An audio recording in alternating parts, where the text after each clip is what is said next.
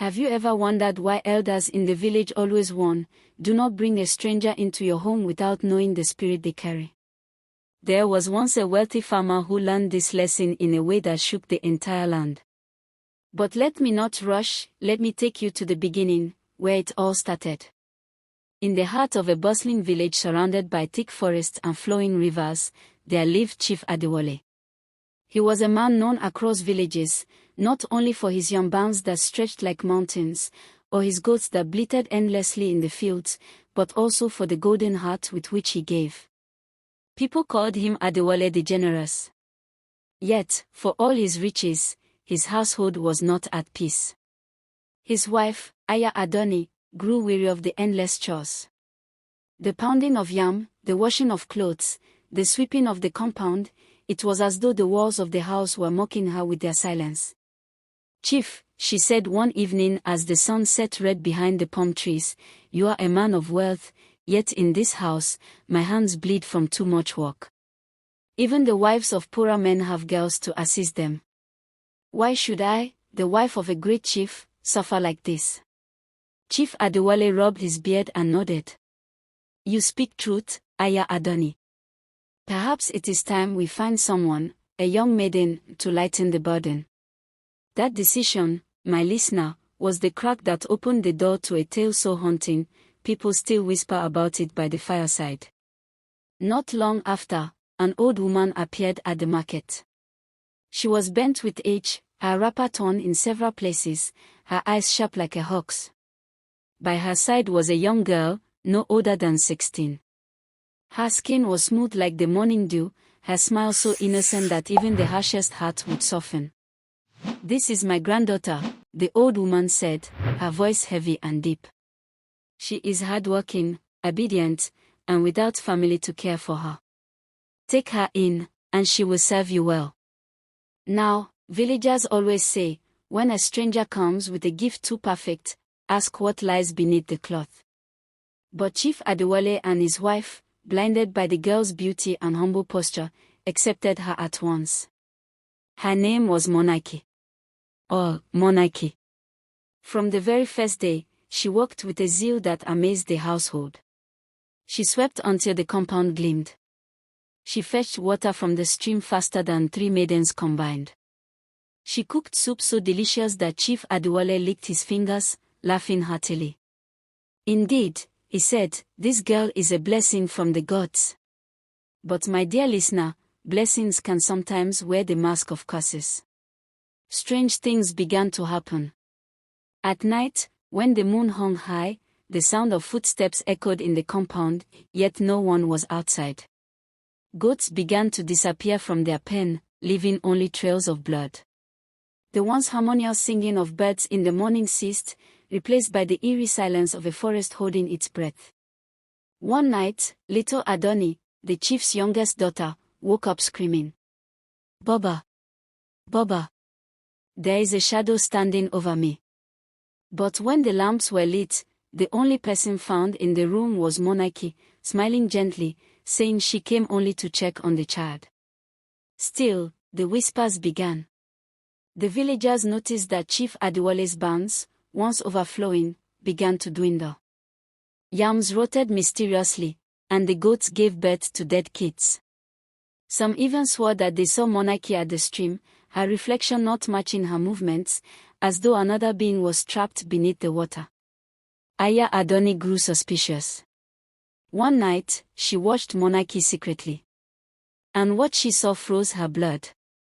The girl, who looked so innocent by day, walked into the forest at midnight. There, under the twisted iroko tree, she removed her wrapper and began to chant words that carried the stench of the grave. Her eyes glowed red, and her body stretched unnaturally tall, like a spirit freed from human bones. Aya Adoni gasped, covering her mouth to stop a scream. The truth struck her, Monarchy was not an ordinary girl. She was something else. Something dangerous. But by then, it was already too late. Because once you bring a stranger like that into your home, sending them away is not so simple. Aya Adoni could not sleep that night.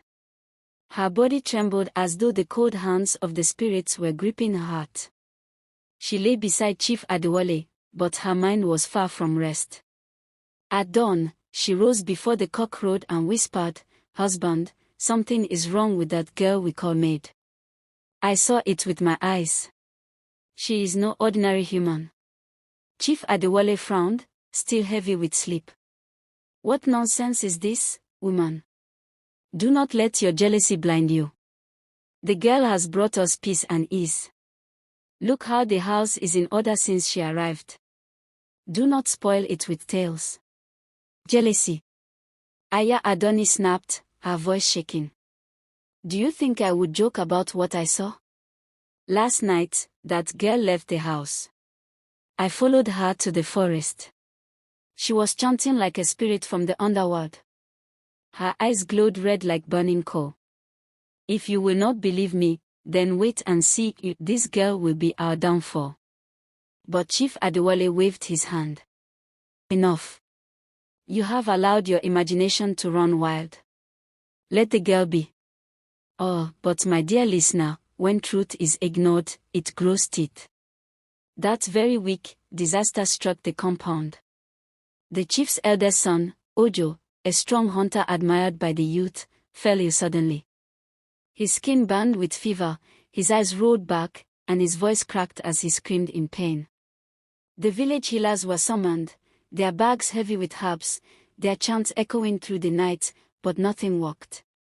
It was as if something stronger than medicine had wrapped its hands around the boy's life. As the family wept, Monarchy sat quietly by the fire, her face calm, almost too calm. She hummed softly, a strange tune that no one recognized, her eyes flickering toward the dying boy with a knowing look. Aya Adoni could not bear it. "Wicked girl," she shouted, pointing at Monarchy. "This is your doing. Ever since you stepped foot in this house, evil has walked with us. You have brought sickness, you have brought death." The villagers gathered, whispering. Some shook their heads. Some agreed with her. But Monarchy only bowed her head, tears streaming down her cheeks. "Mother," she said softly, "why do you hate me so much? Have I not served you faithfully? Have I not cooked your food, fetched your water, washed your clothes? If your son is ill, is it my fault?" The people murmured. Some pitied her, thinking Aya Adoni was cruel. Others stared at her two perfect tears, wondering if they hid something darker. But that night, as the moon bathed the village in pale light, Ojo's condition worsened. His screams pierced the silence, and when they lit a lamp in his hut, what they saw froze their blood. His skin had begun to crack, not like a sickness, but like dry earth splitting under the sun. From the cracks seeped a strange black fluid, thick and foul-smelling. "By the gods," the villagers gasped. "This is no ordinary illness. This is witchcraft." At once, all eyes turned to Monarchy. But Chief Adewale stood between them, his arms spread wide. "No one shall touch her," he thundered. "This girl is under my protection. Until I see proof with my own eyes, no harm will come to her." And so, the house of Adewale became a place of fear. His son lay dying, his wife grew restless, the villagers muttered, and Monarchy, moved about quietly, her face still sweet, her smile still innocent, but her shadow, if one looked closely, stretched longer than it should, curling like smoke against the ground. One fateful night, Aya Adoni could no longer stay silent. She rose quietly and went to see the village priest, Baba Iswola, a man as old as the hills, whose cowrie shells were said to speak directly with the spirits. When Baba Iswola cast his shells, they clattered across the mat and then lay still. He stared at them for a long time, his brows furrowing, his lips tightening. Finally, he lifted his eyes and whispered, "Woman, you have brought a serpent into your home. The girl you call Monarchy is not flesh as you think. She is a vessel. She carries the spirit of hunger, the kind that feeds on families until nothing remains. Send her away, or the roots of your household will wither to dust." Aya Adoni's heart pounded. "But how do we send her away? My husband protects her, the villagers doubt me, and the girl herself, she is clever." The old priest leaned closer, his voice a hiss. "Such spirits do not live willingly. You must expose her true form.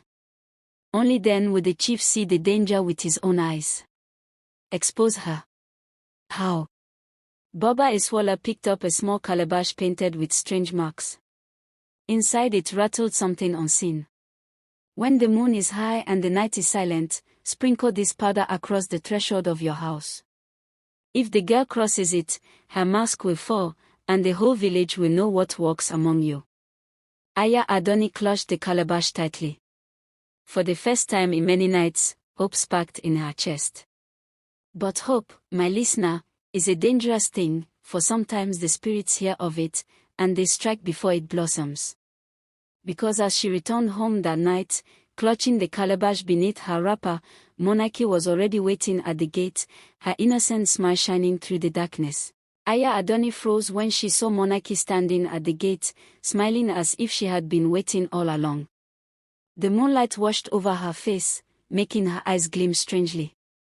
"You're late, Mama," Monarchy said softly.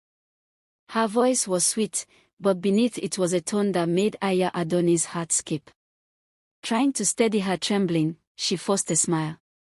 "I was only at the stream." But Monarchy tilted her head, still staring. "The stream? At this hour? Or perhaps you went somewhere else, somewhere you should not have gone." Aya Adoni's palms grew sweaty around the hidden calabash. She muttered a prayer under her breath and pushed past Monarchy into the compound. That night, when all had gone to sleep, she quietly sprinkled the strange powder from Baba Iswala's calabash across the doorway of the compound. She whispered, "Let the truth be seen, let the mask fall." Then she waited. The night dragged on. Owls hooted from the trees, goats shifted uneasily in their pens, and the sick boy, Ojo, moaned in his hut. Suddenly, the sound of soft footsteps approached. Monarchy was moving about again. As she reached the doorway, her bare feet touched the powder. In that instant, my listener, her body convulsed. A terrible scream tore from her throat, so sharp that even the crickets fell silent. Her skin shimmered like water under the sun, and then it began to peel away. Before the chief's eyes, before the entire household who rushed out at the cry, Monarch's sweet young face melted, revealing something too dreadful to describe fully. Her skin blackened like coal, her eyes glowed like hot embers, and her tongue split into two, hissing like a serpent. Her shadow grew tall, stretching like the branches of the Iroko tree, covering the walls of the compound. Children screamed. Women fell to the ground. Even Chief Adewale stumbled backward, his mouth open in horror. "Do you see now?" Aya Adoni cried, her voice rising above the chaos. "This is the one I warned you about. She is no maid, she is a spirit of destruction." Monarch's monstrous form hissed and snarled. "You dare expose me? Fools! You welcomed me into your home, fed me from your pots, trusted me with your children. Did you think I would live without feeding fully? Your wealth, your children, your peace, they belong to me." Chief Adewale, shaking with fear, finally understood. He fell to his knees, begging, "Spare us. Take anything, but leave my family." But spirits like Monarchy do not bargain. At that moment, Baba Iswala the priest appeared, his staff in hand, his eyes blazing with firelight. "Creature of the night," he roared. "You have no place among the living. Back to the darkness from where you crawled." He struck the ground with his staff, and thunder seemed to answer. The powder on the threshold burst into flame, encircling Monarchy. She screamed again, thrashing as the fire burned not her flesh, but her very essence. With one final wail, her form shattered into smoke and ash, vanishing into the night. Silence fell. The villagers stared in awe, their hearts pounding. The air felt lighter, as though a great weight had been lifted. But when they turned, they saw Ojo, the chief's son, lying still. His breath had stopped. The spirit had claimed him as her final prize. Chief Adewale wept bitterly. His pride had blinded him, and now his household had paid dearly. The priest placed a hand on his shoulder and said, "Let this be a lesson for all. When you bring a stranger into your home without knowing who they truly are, you may be welcoming more than just a helper, you may be welcoming rain itself."